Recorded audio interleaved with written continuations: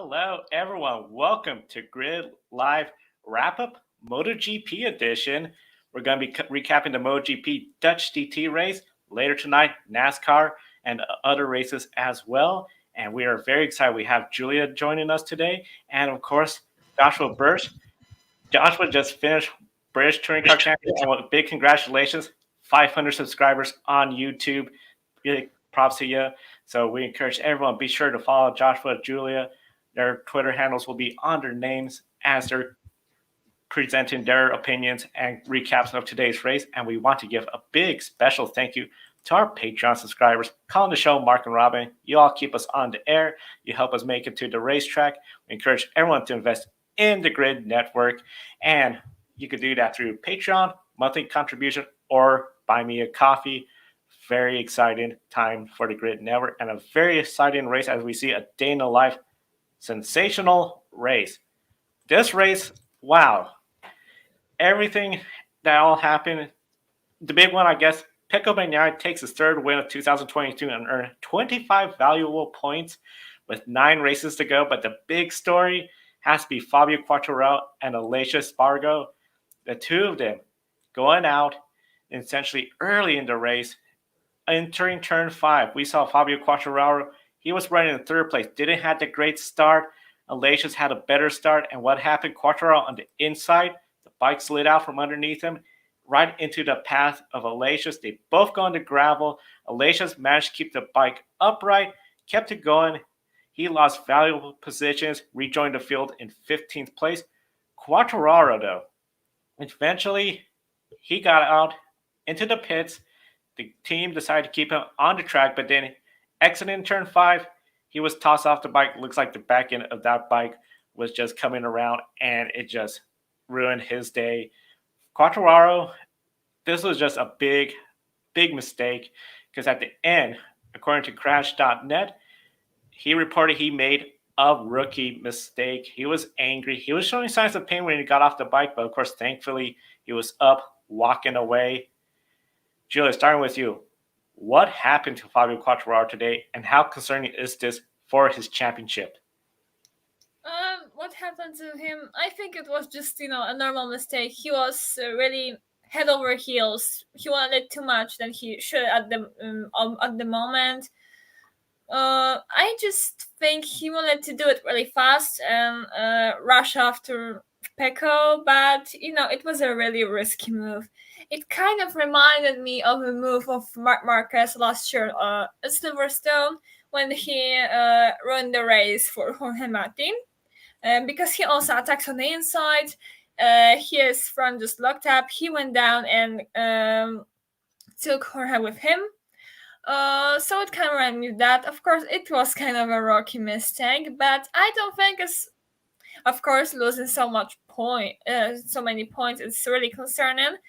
But I don't think it's something wrong happening to him, especially. I think it was just a normal mistake, like happens to everyone, even for someone like Marcus. We all remember 2019 when he was either first or second, besides America's, his Grand Prix, his favorite race, his favorite track, when he crashed. And also he did a stupid mistake. Of course, I think now Fabio will have to watch himself even more, because Assen was a perfect opportunity for Yamaha and for him to get many points before races they normally don't like Austria.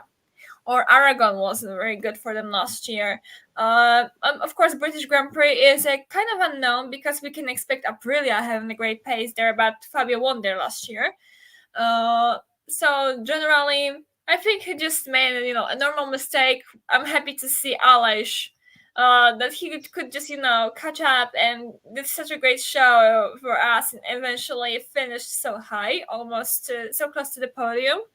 But it was a great race, and honestly, what I don't understand is the mechanics kind of pushing Fabio to go out on track once again.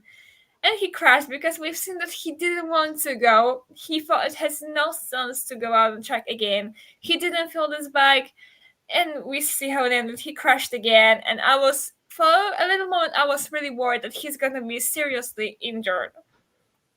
I'm being attacked by a hornet or a wasp. It literally came and stood in front of the camera, and now it's buzzing around, and I've lost sight of it. Oh, it's gone out the back of the commentary box door. That's okay.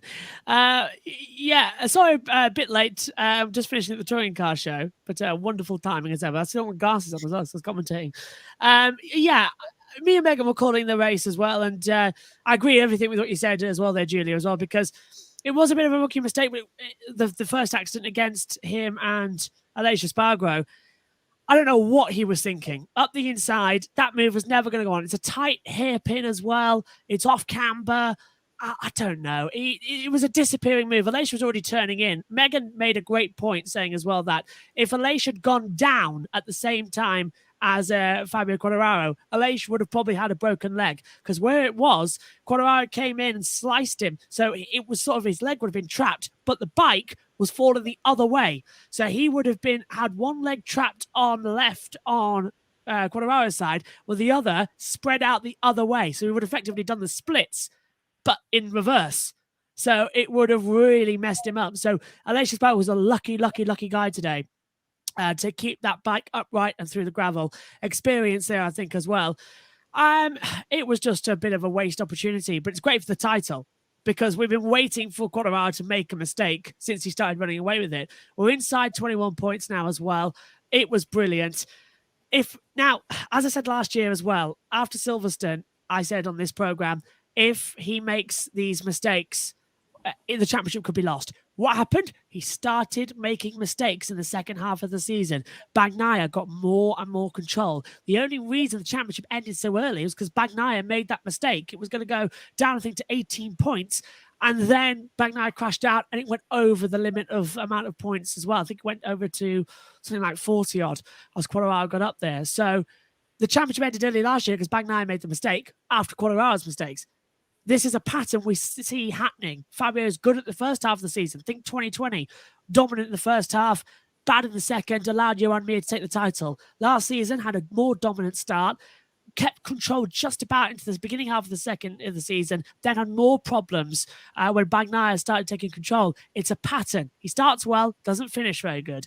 So I think it's a worry if it's a developing pattern. Aleix was just a bystander today. So I'd be surprised if Quartararo gets away with it as well, if there isn't a penalty incoming. I haven't heard anything because I've been a bit busy moving around all day. So, I know, Julia?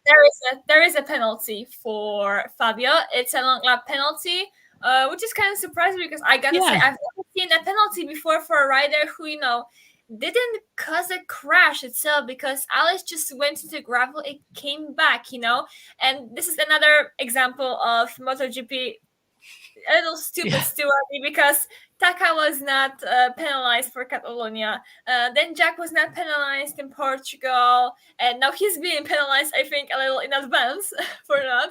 And also Pecco did something in Cuatro to Jorge Martin, if I remember. He also was not penalized. So why?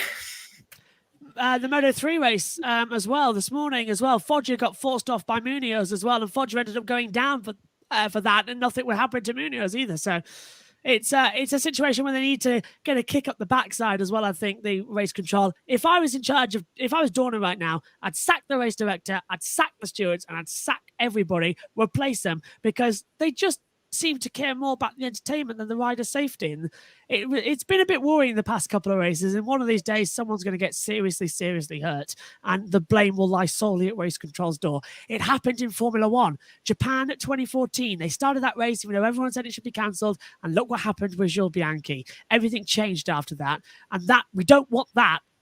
We don't need a death or a serious injury as it was at the time to trigger changes in race control. So yeah, but it's sort of a cap on what has been a very scruffy weekend, management-wise, from everybody.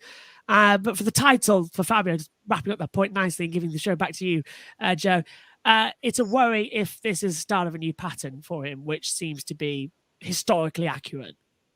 I couldn't help but think about that. 2020, he started off really strong, 2 wins, leading the grid ranking. Then just as a season, I believe we finished, 6th or 7th at the final point standings? 8th? Yeah, way down. Last year, Pecco didn't have the great start, started building up momentum, but a mistake early on, if he had gotten that win, he could have kept closing the gap down and down. this is the first sign of weakness. We only have 9 races to go, so it's really interesting to see, can he just brush this off, move on, or is this something that's going to keep haunting him?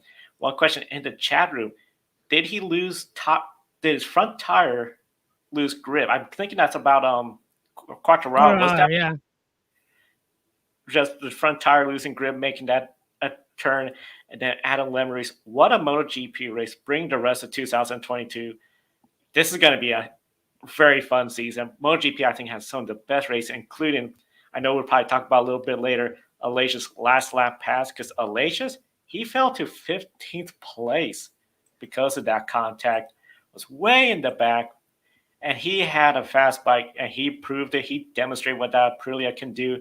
He was fighting, and then that last lap, last corner, 3 wide from 6th place to 4th place. Amazing move. And then, of course, we see his teammate, Maverick Vinales, gets a podium. His first podium with Aprilia. And of course, this is a racetrack where he got that record pole lap last year. This year, that pole speed record was shattered with the top 4 riders going faster than that lap. But what a weekend for Aprilia. I have to start off with you, Joshua. Does Aprilia and Aleix leave this weekend and enter summer break with more confidence? This weekend is the most dominant I've ever seen Aprilia. It doesn't matter they didn't win the race. They would have probably won if Quartararo didn't take out Aleix. Aleix had so much speed and power. It's the best I've ever seen him perform. He's won a race, yes. But I think, Julie, you might agree with me, and Joe as well, that is the best single performance I've ever seen from Aleix Espargaró. Through the gravel, down to 15th. He was passing people like they were standing still. That last lap maneuver, I was calling the finish of the race, saying, oh, Pecco Bagnaia wins again, finally. And I'm halfway through saying that when Megan, who's standing alongside me in the box, goes, look at Aleix, she's done it. And I stopped my words. It's very rare that a rider has the power to stop me in my tracks with something amazing. So, brilliant. And Maverick, at this track last year, it was announced going into the summer break that he was fired with immediate effect from Yamaha. He was miserable. He was depressed. It was announced that he was going off, wasn't he, to, where was it, Aprilia? And he was wearing the team kit, wasn't he, in Austria, the race after the summer break. In Austria, he wasn't racing because he wasn't allowed, but he was wearing the team kit of Aprilia. And it was the start of a bad weekend for him at the Dutch TT Assen circuit. So to come here a year later with Aprilia and get your first podium, it's poetry, absolute poetry. It's up there with Schumacher starting at Spa and winning a year later. That is beautiful. So Aprilia, I think, are there now. They've done it. They've taken the first half of the season. They've been quick. I think they're there. They now have the mentality of a top team. They have the professionalism of the top team. They've got 2 riders who are fantastic. Look out in 5 weeks' time at Silverstone. They're just going to go straight off. They're going to be very much the ones to keep an eye on.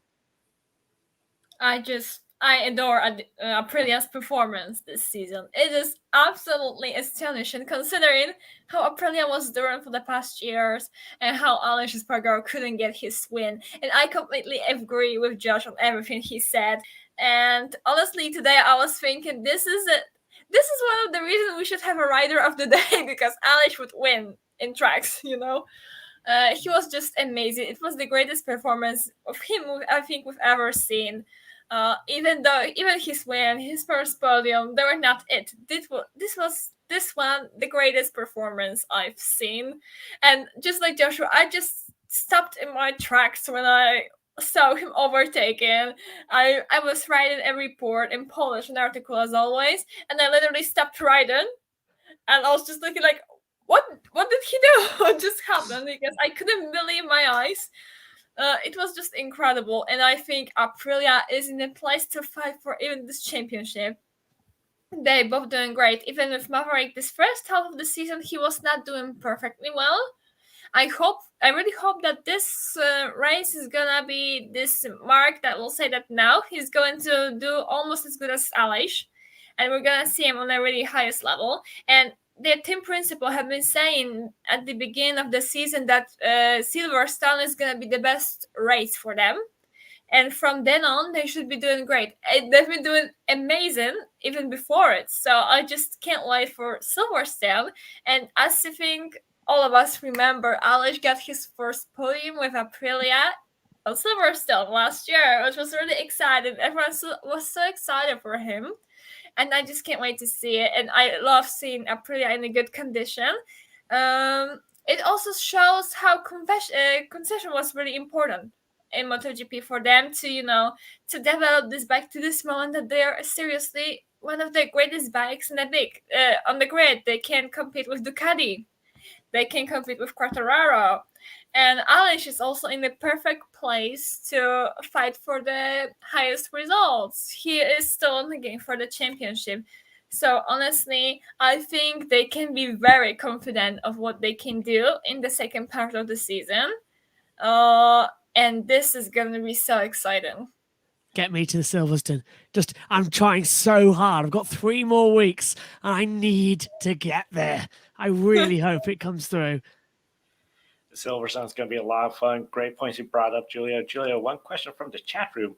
How old is Alicia compared to some of the other riders? They said drivers, but the riders. Aleix, oh my God, he's in his 30s, as far as I know. Just checking. Hang on, where's my notes? Aleix Espargaró is 32 years old. Yeah, exactly. He's 30 years old when you have guys like Fabio Quartararo and now Bastianini, Pecco, who's much younger, even Mark is younger, and he's one of the oldest guys in the grid, Jorge Martin. So he is definitely not the youngest, but as we've seen, he's really, really experienced, and this is what pays off. Also with Mark and the others. People have been saying that there is a new shift in MotoGP, and definitely it is. But Aleix, who is obviously not that young, he's really experienced in MotoGP. He's doing good. And he's doing even better than ever. So it is so exciting to see that. But of course, it doesn't say that experience always pays up, because we see Andrea Dovizioso, who just can't get used to Yamaha's bike. Especially that RNF's bike is just completely, I would say, compared to the others, it's terrible.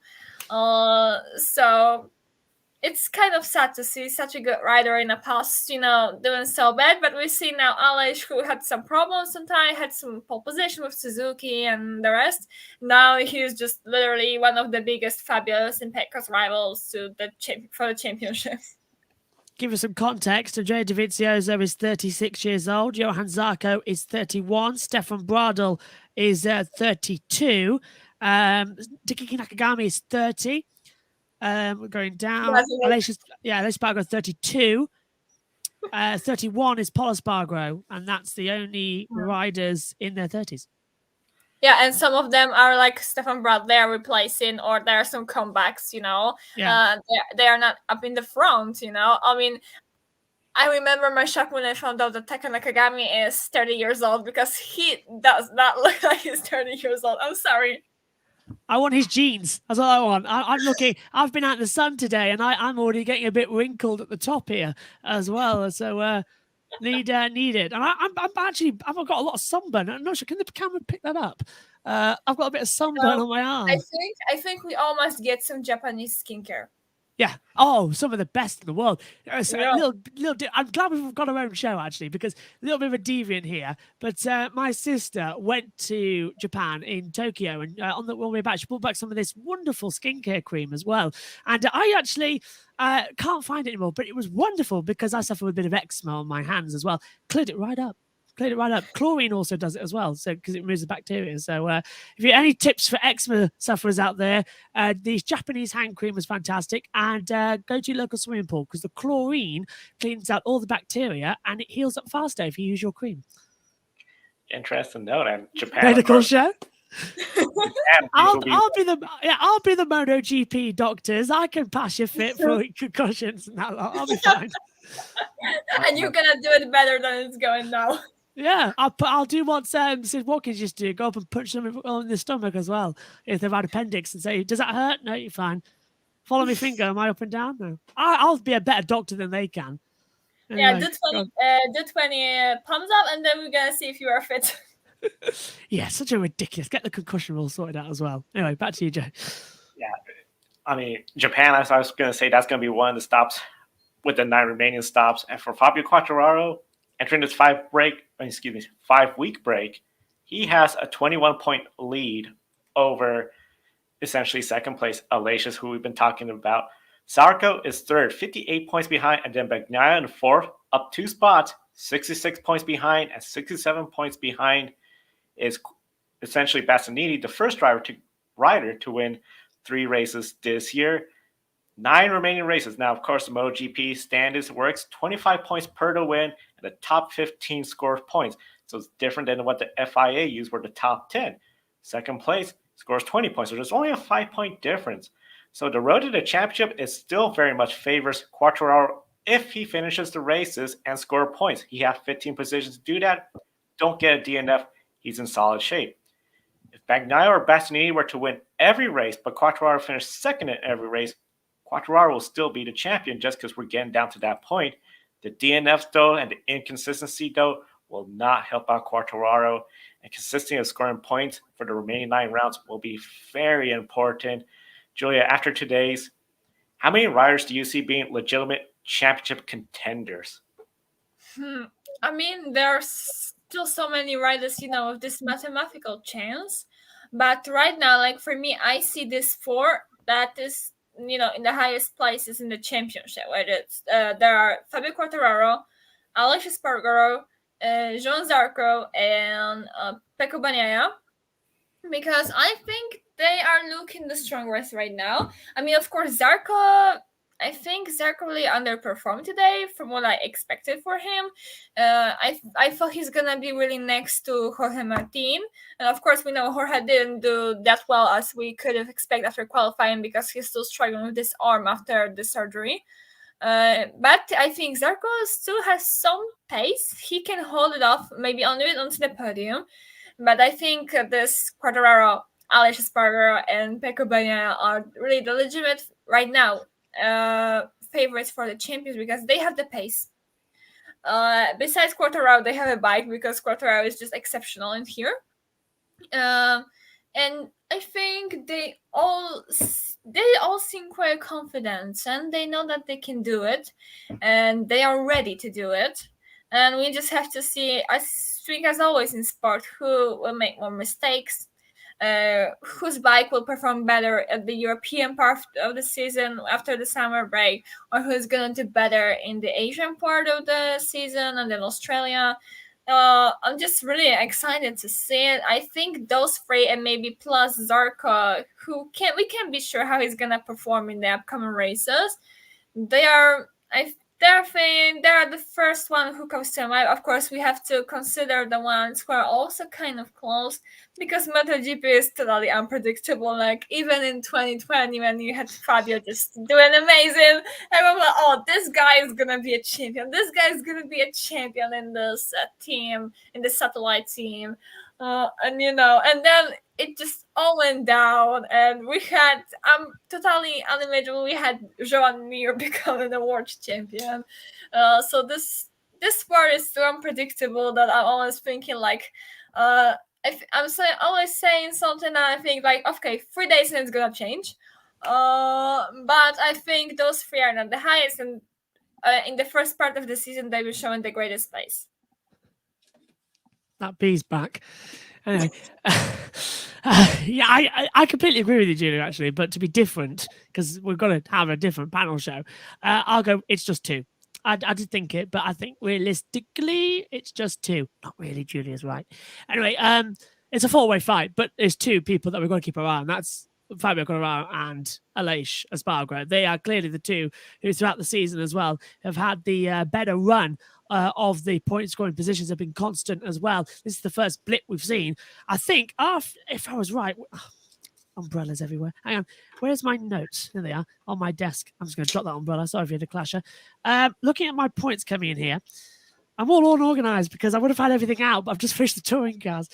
Quartararo and Aleix Espargaró had scored points in every single race coming into the Netherlands, and this is the first time Quartararo hasn't, obviously, and Aleix did score some very good points. I think they're the only 2 riders to do that, because I can't actually see anyone doing the same. So yeah, they were the only 2. So now Aleix Espargaró has scored points in every single round this season, Fabio Quartararo now hasn't. So that's a big shift mentality in the championship. And it's going to swing between these two. So Mr. Consistent of MotoGP, Aleix Espargaró. I didn't think I'd be saying that ever. This year, he's really surprised me. He's really surprised. I think a lot of folks. A couple of comments in the chat room. Day in the life sounds like Fabio has a tendency to choke. It's 2020. That was his year with Petronas, Yamaha. Started off really great, and then just mistakes after mistakes, but he was still very early on. Last year, I think he did overall solid, but Pecco was coming towards the end. And then this question for you all. Are any riders mathematically eliminated? I don't think so. With 9 races, I don't think Fabio, unless Fabio crashes out every race, technically everyone's still mathematically eligible. 225 points left, and Quattararo's only 172, so everyone's still in it. Yeah, even Raul Fernandez. If he wins, I'll eat. If he wins, I'll eat this umbrella.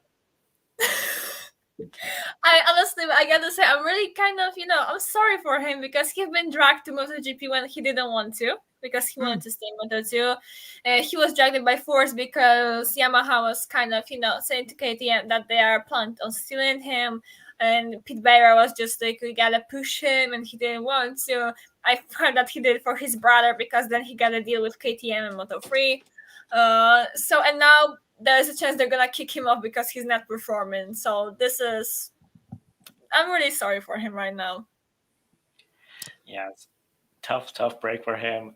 One of the riders didn't have exactly a great weekend, but not exactly a tough weekend. But with the way the season started for him, Enea Bastianini, before today's race, it was announced that Bastianini's current team announced that Alex Marquez will be part of that team. He'll be joining Fabio Di Gianantonio. They'll be the lineup there.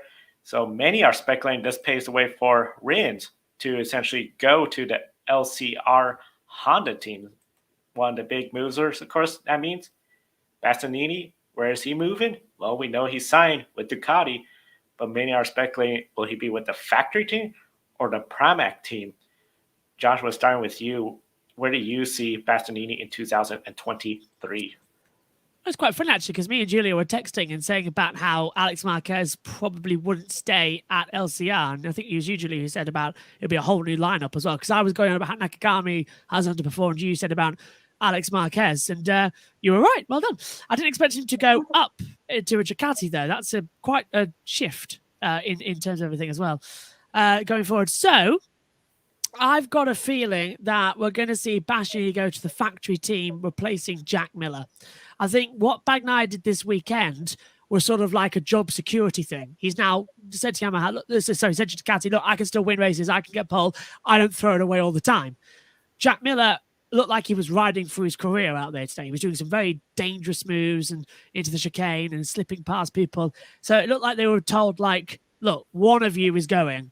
Make sure it's the other. Sort of thing. So I think Jack Miller's gone. I think Bastianini will go right up there with Bagnaia, which will make it a very interesting Ducati team. And I think either Jack Miller will slot down to the Pramacs, or he'll just leave MotoGP. He's not really fussed about if he races or not. He'll go and do World Superbikes or something, or we'll go find Cal and sit on the beach together, or something like that. Yeah, so honestly, I think, I'm not in majority here. I always say, I get a feeling, and I've been saying that I'm more for Jorge to factory team right now, especially that I think, for some, of course, Enea is not doing terribly, but I think for the last 2 months, he's been a little, lost around. He couldn't perform that well as at the beginning of the season. I think Jorge has a little more confidence, even though we got to think about that he's after the surgery and he was struggling with his arm, but Ducati is in that comfortable situation that they can literally wait until the end of the season, even if they want to decide, because the Ducati riders were said that Miller is gone. Now Alexis Marquez is coming to Gresini, but you all have placed at Ducati. But we still don't know in which team, with both Zarco, Martin, and Bastianini. So they are sure of the places. They know they will be in the MotoGP. They had discomfort, but they just don't know in which team, so Ducati can easily, decide after the first races, after the summer break, because I think that's what Jorge Martin asked them about, because, he's after the surgery of his arm, he needs some time to get himself ready to really fight and show himself once again. But I'm thinking, in the past week, I was more going for Jorge, but I think it's still really unpredictable thing. Even though Zarco was joking a little that maybe if he's gonna win or do good in some races, they're gonna get him to factory team. I think Paolo Ciabatti said that that Zarco is gonna stay with factory bike, but he's gonna stay at Pramac. But you never know how it can go. Maybe it can be Zarco who's gonna perform the best until the end of the season, and he may be given a chance as he's the most experienced from all of them. But generally, this is also kind of interesting, and I've been talking with Josh, in the DMs once, that Alex underperforming, Taka is underperforming. That actually, when I think I counted the points and the top 10 results, Taka looked better than Alex. But I'm really kind of happy to see Alex Marquez cutting the strings from Honda, or his brother is, and they're always saying that Honda is keeping him because of Mark and all stuff. So I'm really interested how he's gonna be on Ducati's bike, how he's gonna feel there. Maybe we're gonna see more of his potential. And I'm also curious what about Taka Nakagami, because now kind of LCR is kind of empty seats, and we have an option of Rins going there. And there's Ayogura in Moto 2, who's doing amazingly right now, and he has a chance of this MotoGP ride. But who knows? Then the team can still decide that Taka's gonna stay as the experienced one with Honda, because Honda then would be literally kicking out everyone who knows their bike except for Marc Marquez, who's now sitting up in his pool with his arm in a casket and showing off his big scar. So this is gonna be so interesting. But for now, I'm going a little for Jorge to factory team. But we'll see. I think we'll see after Silverstone, Aragon, Austria. Then we have a little more, more sure picture of it. I honestly think Honda is gonna go. I think they might pull out at some point. I generally do, because they can't keep going on like this. Their factory team finished last again with Stefan Bradl. Paul Espargaró had to pull out again. It's just embarrassing. And how long until the big wigs say, okay, that's it, we're done now. That's it, bye. I think you're right, Julia. Everyone's going to go. Everyone will go. And Mark will be there in 2023, having not developed the bike, not done any preseason testing. I don't know. Because I don't think we've seen this story before, haven't we? Oh, Mark will be back at the end of the season. Yeah, it'll be match fit. It'll be perfect. He gets there. I can't do it. I'm gonna have another 3 races off.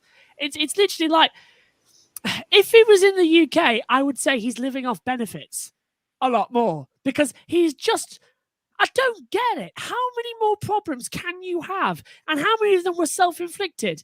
He broke it again, opening a door. Then a month later, oh no, it was walking a dog. It was a window. Yeah, it was walking the dog, it turned out. I mean, which is it?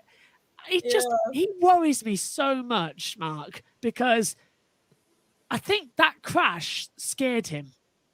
I think, Judy, you heard it, didn't you? He said, "Oh, I'm now taking so much more respect and knowledge about the doctors. I'm listening to their advice." I think it scared him, and it takes a lot to scare Marc Marquez. But that was a nasty crash he had in Jerez in 2020, and he keeps having them, doesn't he? He had another one in Indonesia this year, where he had that high side and got out for 2 races.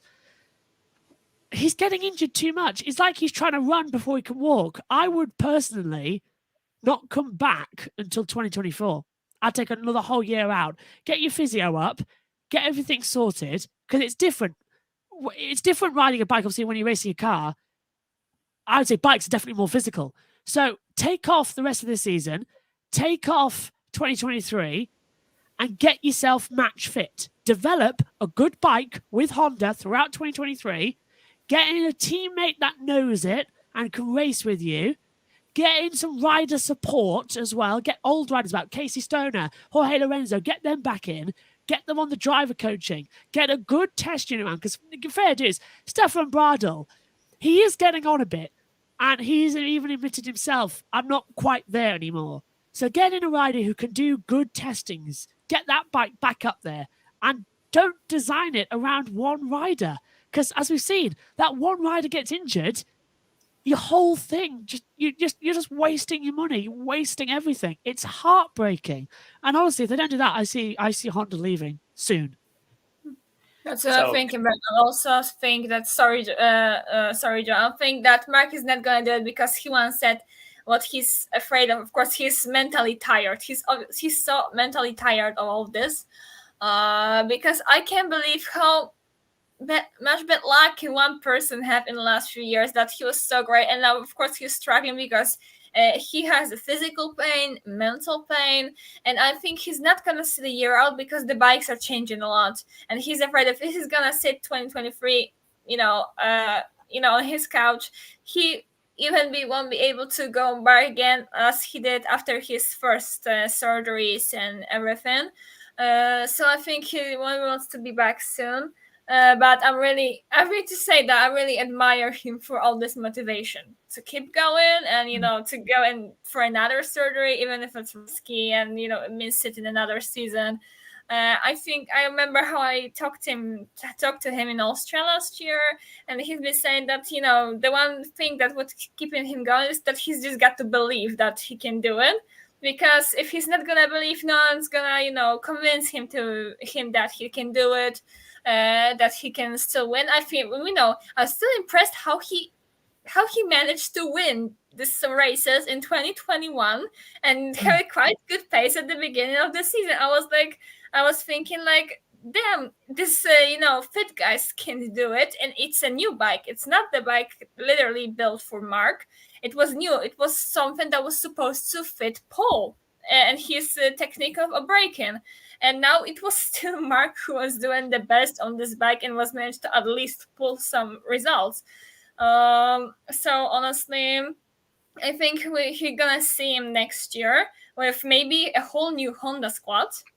And we just have to see how it's gonna go. I don't expect him to win immediately, but this man is so unbelievable that I just cannot imagine, I just cannot imagine him doing worse or bad or good. It's gonna be extremely unpredictable. He can be even in top 10 in every race if we can imagine it, because I think he has a pace, always has a pace.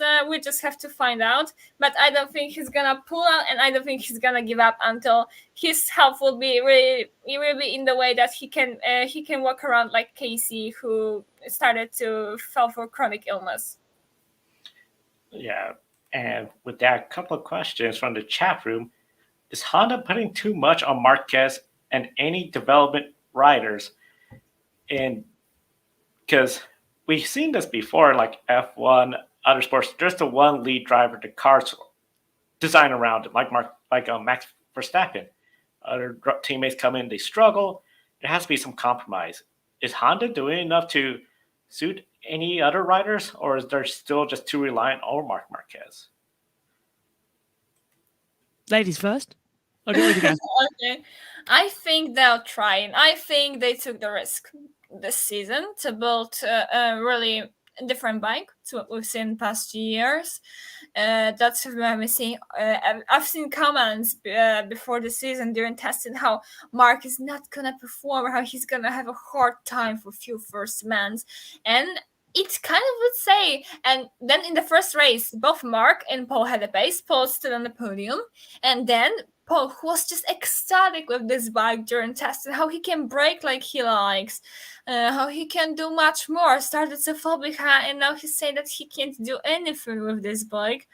And Mark was, even with his injuries, he wasn't doing terribly, let's say. He was in top 10 almost all the time. He was really close to podiums. But this is not something what 8-time world champion wants.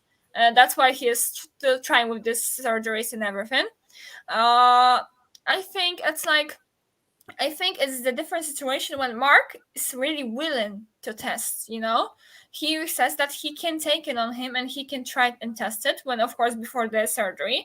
When we've heard, for example, Pecco Bagnaia at the beginning of the season when he was struggling and he was getting parts to check out, he was saying that give it to the test rider. I'm not a test rider. I just want to race and win. But I think Pecco also said that he understood then that the part of being a racing rider, even if you're not a test rider, is also testing because this is your bike. This is the bike you're supposed to win in. And this rider is not winning. You are winning, and you have to know what you want. And Mark mostly knew what he wants. But if Honda engineers and mechanics can pull it off, it's a different story. Paul never knew what he wanted. Maverick at Yamaha, he never knew what he wanted.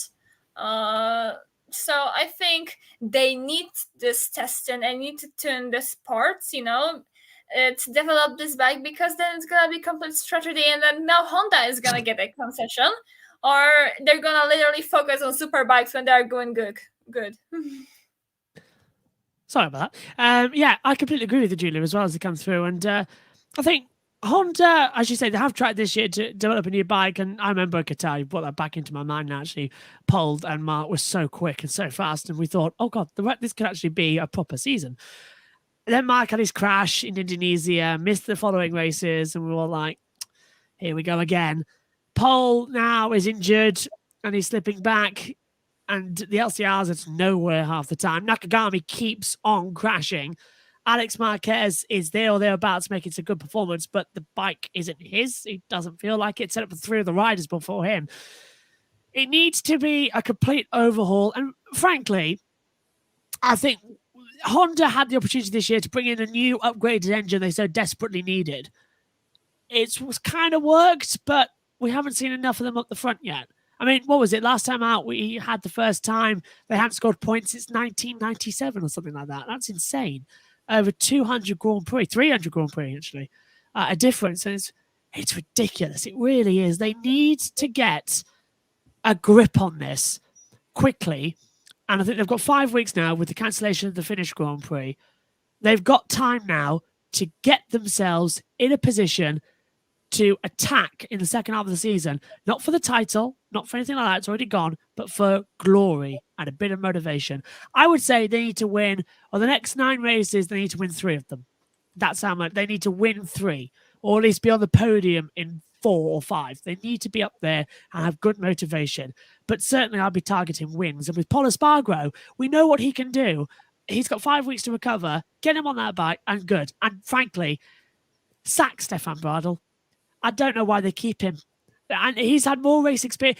Everyone goes, oh, no, he's just a test rider. He's just a test rider. Marc Marquez has not done a full season since 2019. Stefan Bradl has been on that bike more times than Marc Marquez has in the past 4 years. So Stefan is obviously not good enough. Get him out there and let's bring back in someone who can ride the bike. Try and think, oh, yeah, hang on a minute. Cal Crutchlow can ride the bike, knows the bike. Yes, he's with Yamaha right now, but that doesn't matter. He loves that Honda. He's run races with Honda. Get him on that bike. Guarantee you, in 2 races, he'll be on the podium. Cal's quick and still got it. So one of the teams, of course, we've been talking a lot about Honda. The Ducati team, they're on top of the world, even though they're behind Aprilia, which leads the team championships. When it comes to the private teams that are running Ducati, it seems like we're Bastianini, Fabio, they've been sort of falling behind. We've been seeing Mooney VR46 coming towards the front. Today, Luca Marini contact at the start of the race. That ruined his race, sent him way to the back. But his teammate, second place, first podium for that team. With this long summer break coming, how much can the non-factory Ducati teams improve during the summer break? I think they can improve even more, even though, they're doing absolutely great. Marco is a rookie, and he did so. Honestly, I'm really happy to see him on the podium, because it means that not only Ducati's factory team and not only Pramac is doing well, but also all of their satellite teams. So it means that Ducati's engine and everything is really pulling off. And I think that they can really improve more, especially that Marco is still riding even better. And even Luca Marini had a bad race today. But he is able to qualify in the front row even. So he's also doing well. Then Bastianini, I think what he has to do is to crash a little less and get focus. Yeah, it sounds so easy, but of course we know it's not. But a few of his last races were ruined by crashes, even though he had a pace. I mean, this weekend he really didn't have a pace, but that's another story. Fabio Antonio got a pole once. Well, I still can't believe it. I still can't believe I'm saying it. Then there is Jorge, who is after a surgery but still has a pace. Zarco can pull it off. I'm just thinking, like, they're already doing so good. What more they can do? I mean, they can win races. Changing it's gonna be Bagnaia, Zarco, Martin, or something like this. This is more what they can do. Just win everything, and not like Quartararo or Aleix get the championship. Oh, is it me? Brain delay there. Yeah, I reckon as well. We're going to see. I think the Grineshis need to improve, and they're going to be the ones who are really thinking like they won the first race of the year. They won again in America. They need a better result. They need a better second half. As you said, bit of injury for them both, but Fabio did get a pole, and he's due a first race win around here. Sometimes he's mega quick, and some of the moves we saw him pull today was fantastic. So I think of the non-factory Ducati teams as well, that'll be that. In terms of non-Ducatis, biggest improvement will definitely come from Aprilia, because they're just going to go and go and go and develop while they still have the concessions. So there's a little bit there. Yeah, the concessions that they still have, that's going to be a huge benefit for them. And we have, after the break, 9 races left. Silverstone, Austria. Then we go to Misano, Aragon, Motegi, Japan, Thailand, Australia, Malaysia, and the season ends at Valencia. Quite a selection of tracks. We know mathematically all the riders still have a shot at a championship. Realistically, maybe 2, 4, 6. That's really pushing at that end. Joshua, starting with you. Which riders and team do you think are going to be most excited and least excited about the remaining races? I'm really looking forward to the remaining races, because they're races we haven't had on the calendar since COVID. So we actually get to leave Europe for a change. We got Japan, Thailand, Australia, Malaysia, races that throw up curveballs and are different strategies. So it's going to be really early morning races for me, but I'm really looking forward to it. It's going to be a good one. So they're the races I'm looking forward to. It's nice to say that at the moment, the next race for Formula One and the next race for MotoGP are both at Silverstone. So that's a bit of a home brag as well. I think we're going to see something special from Aleix Espargaró. I think we're going to see him winning at least 2 Grand Prix. I think Honda are going to win at least 2 or 3, as I said. I think Cuatro is going to go a bit downhill, as history seems to suggest. He has bad second halves of the season. And I reckon the title might end up going down to the last race of the season in Valencia. If not, I think Malaysia could be a good opportunity to wrap up the title. So basically, to sum up what to look forward to in the second half of the year, we are going to begin for one of the best duels we have seen in MotoGP in a very long time. Old versus new. Aleix Espargaró, the 32-year-old, versus the 23-year-old world champion Fabio Quartararo. And honestly, both in the form of the career, were gifted for the great race. Great racing coming up. I'm so excited. I'm just thinking, just take me to Australia and Phillip Island, because this is the race I've missed so much because of COVID. And the rest of the race, that was crazy. I think it was Fabio crashing in that race, but was a good race. As I remember well, because as I said, this was before COVID. It was ages ago. But I miss this track so bad, because it's always full of exciting racing, just like this Asian track, like Japan, in Thailand. And this is another vibe of waking up at 6 a.m. to watch a race. The nights grow long, especially. It gets a bit depressing, doesn't it, Julie? Because we go, what was it? Japan and Thailand.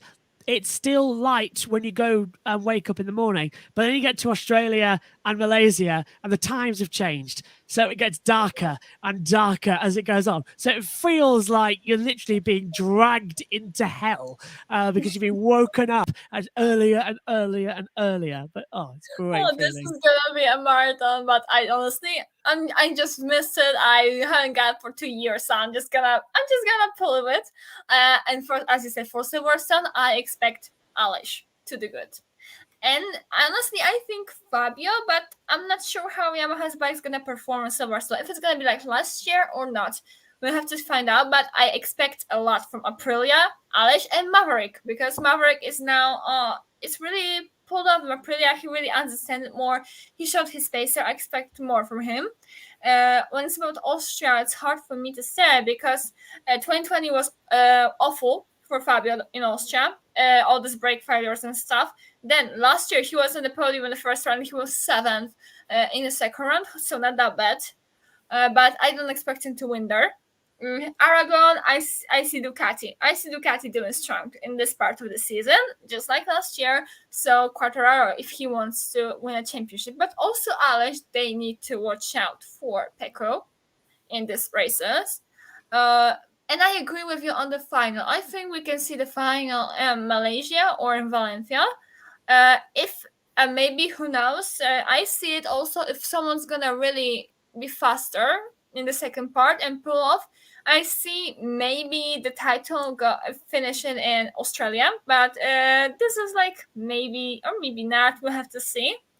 But what we know is gonna be one of, as you said, one of the best duels in MotoGP in a long time, because in last year was also cool, but it was not. It was really close at the last races, but then of course Pecco crashed and kind of ruined a fun for people who wanted to see the end of the season. The title going to Valencia. But then before we had Marquez domination. So I think we're all excited for this race and for a track like Australia just coming back and, filling up with all this amazing action and unpredictable weather. My friend, who's a weather presenter as well, has just texted me saying there is a 32-degree heat wave predicted for Silverstone. So let's just, it never gets that hot here in the UK. So 32 degrees, that's going to be normal European temperature for these guys racing out there. So that's going to be a great leveling of the playing field. If I do end up going, I might just ask if I can use a commentary box, because I know where I'm going to stand outside in 32-degree heat, baking for what would be 3 days as well. So that could be interesting. I'll come back just red. Also, slightly off topic, she also texts me about the F1 race next weekend, just quickly. Current forecast is for an unsettled period midweek, Wednesday to Thursday, and possibly Friday, very heavy rain, improving throughout the weekend. Wet qualifying predicted, but dry race. So that's going to be for F1 next weekend. So Silverstone, land of 2 seasons for everything. Let's just hope MotoGP, it's not 32 degrees and then bucketing it down, which did happen back in 2018. Yeah, I can tell you my experience from Austria last year. The sun burnt my neck during the Moto3 and Moto2 race in Austria last year. I couldn't move my head, but then literally 30 minutes later, it was the heavy rain during the MotoGP race when the famous slicks by Brad Binder came out. So it can be unpredictable. Especially, Austria is in the mountains, Silverstone is not, but I think, as we know, British weather, the 32 degrees is going to really surprise me. Always take an umbrella if you go to Silverstone, because it could be used for heat and it could be used for rain. And in April 2000, it could actually be used for snow. We had in that race as well, when for some reason, because I think it was the 50th year of Formula One, Bernie moved it from its July date back to April. So it'd be around about April, May time. For the 50th anniversary. It rained, the car park's flooded, nobody could get in for qualifying, and it snowed on the Friday. So yeah, it was actually very cold on the Sunday. So that's why we don't have the British Grand Prix in April, everybody. It's going to be really interesting weather.